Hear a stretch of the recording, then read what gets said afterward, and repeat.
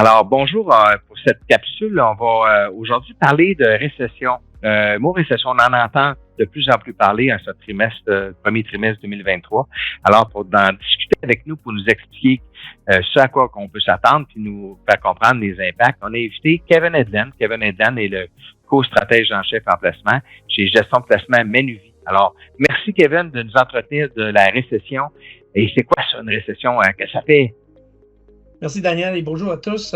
En effet, c'est intéressant parce que le mot récession, on pense de beaucoup de crises ou on est très craintif de ce mot aussi. Puis on parle beaucoup dans les médias maintenant, les manchettes, on parle de le risque de récession.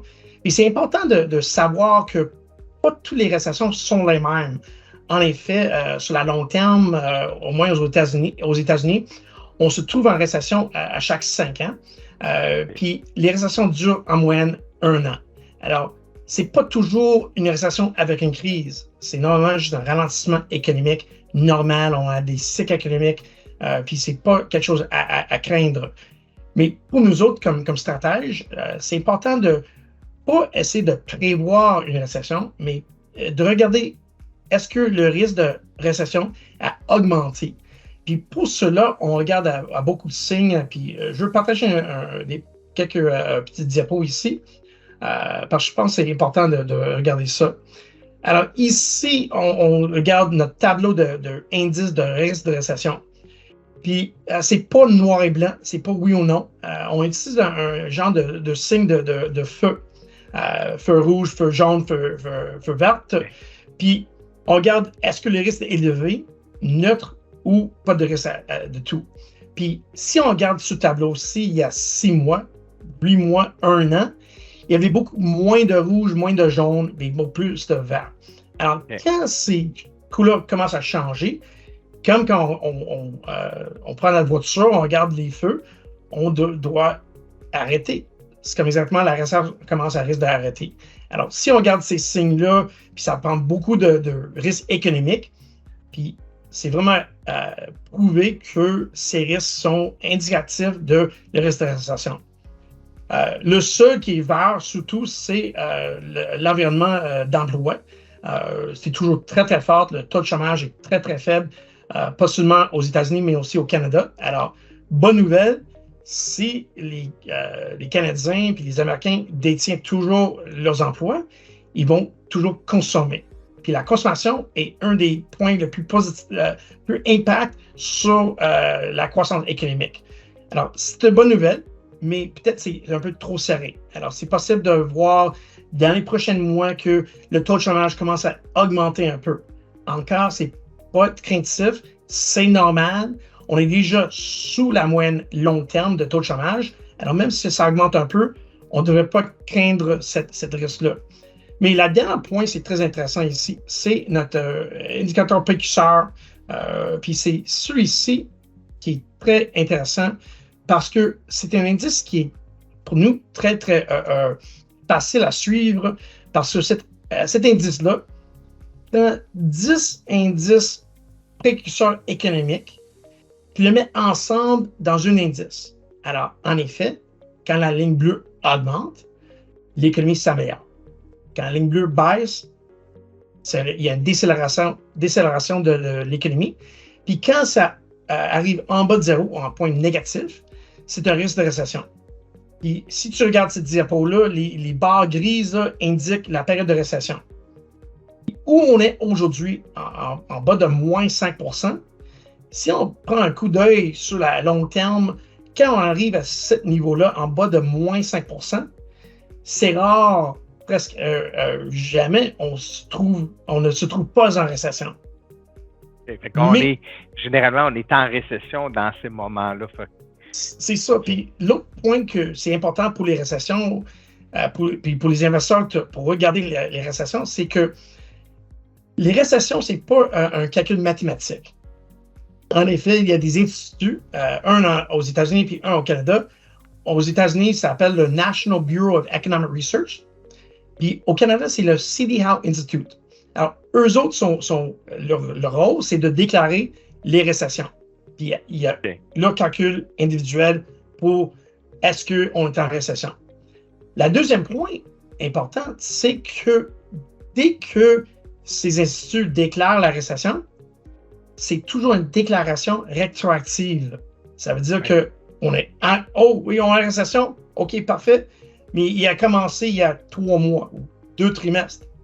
Mais c'est un peu trop tard. On doit avoir au moins une idée que le risque augmente à l'avance pour faire nos changements de portefeuille, pour préparer pour le risque de récession. L'autre chose qui est importante, c'est que, encore dans la récession, si on pense que cette fois-ci, d'après nous, si le risque de récession est élevé, parce que l'emploi est toujours en bonne forme, on pense que cette récession serait peu profonde. Alors, la plupart de la population, probablement, il n'y aurait aucun impact individuel pendant cette récession-là. C'est que seulement les manchettes vont dire on est en récession, mais il y aurait beaucoup de gens qui le sentent même pas, ils n'ont pas perdu leurs emplois, tout va bien.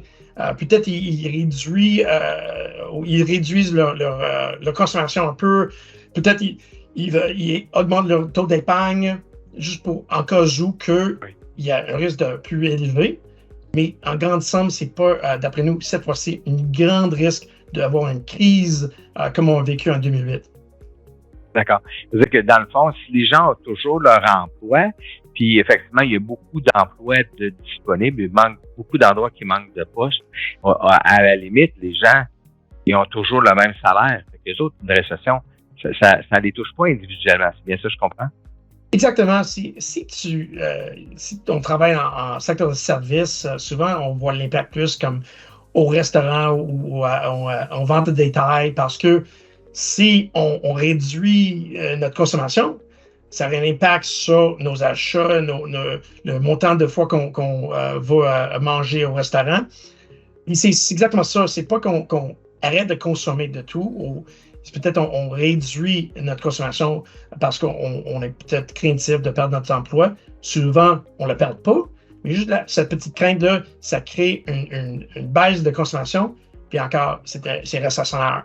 Mais la plupart des personnes ne perdent pas leur job hors d'une récession très profonde, une grande crise comme on a vécu en 2008, mais encore, d'après nous, cette récession serait plutôt une normale, un ralentissement économique que basé sur une crise élevée. C'est-à-dire que ce qu'on ne devrait pas s'attendre à ce que voir comme le marché des maisons aux États-Unis s'écrouler, puis prendre quasiment 10 ans pour revenir du fait que le monde, les maisons étaient trop élevées, ça l'a baissé, le monde n'a plus d'emploi, plus capable de payer. Et ça, ce scénario-là, il est comme exclu. Donc, si les gens sont capables d'avoir le même revenu, être capables de faire le paiement sur les maisons, il devrait avoir un gros impact. La récession ou une récession potentielle ne devrait pas impacter beaucoup au niveau du marché immobilier comme tel. Oui, puis la crise en 2008, vraiment la crise financière, puis c'était basé sur peut-être un niveau d'endettement bien trop élevé. Il y avait des risques élevés au niveau des prêts hypothécaires qui ont été donnés à des Américains qui n'avaient pas assez d'emploi ou de revenus pour payer ses loyers. On voit déjà, oui, il y a eu un impact dernièrement de hausse de taux d'intérêt sur le coût de prêts hypothécaires maintenant. Mais encore, au niveau de la majorité des Canadiens, les moyens des Canadiens, c'est que si notre coût de hypothèque augmente, on va réduire nos consommations quelque part d'autre. Alors, c'est pas vraiment qu'on doit vendre notre maison parce qu'il y a une grande crise. Oui, malheureusement, il y aurait un impact sur certaines personnes qui, peut-être, ils ont acheté leur maison au sommet l'année dernière le prix des maisons, le marché immobilier. Puis maintenant, ils sont plus capables. Mais d'après nous, ce serait pas la majorité des Canadiens, serait peut-être un peu de personnes qui sont impactées comme telles. Ce ne serait pas le même environnement comme 2008. Okay. On a vu le prix de l'or monter quand même passablement, que franchit la barre là, quelques semaines, du 2000 temporairement, mais là, nettement, on a atteint 2000, 2035 US 2025 actuellement. Est-ce que c'est un peu relié à l'augmentation de risque de récession ou il y a un autre phénomène qui fait en sorte que le prix de l'or a monté?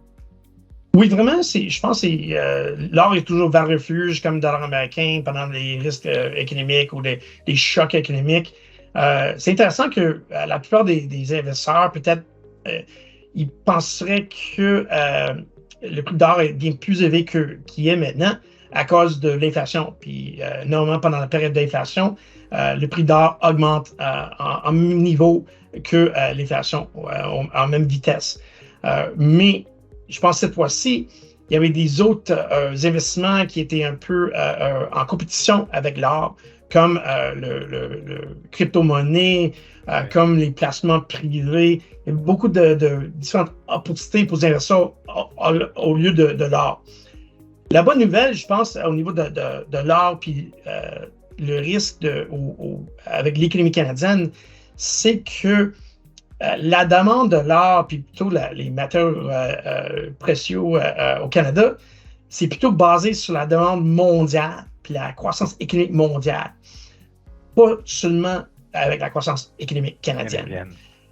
Puis quand on regarde, dans certains endroits, oui, c'est à risque, comme les pays développés, l'Europe, comme les États-Unis, comme le Canada, mais maintenant, l'économie chinoise commence à réouvrir, puis peut-être la demande serait là au niveau de la consommation. Alors, c'est moins lié directement à notre économie, plutôt à la grande économie mondiale. Puis je pense qu'il y a moins de risque d'une crise ou d'une récession mondiale que peut-être une récession domestique, puis on dirait en Amérique du Nord.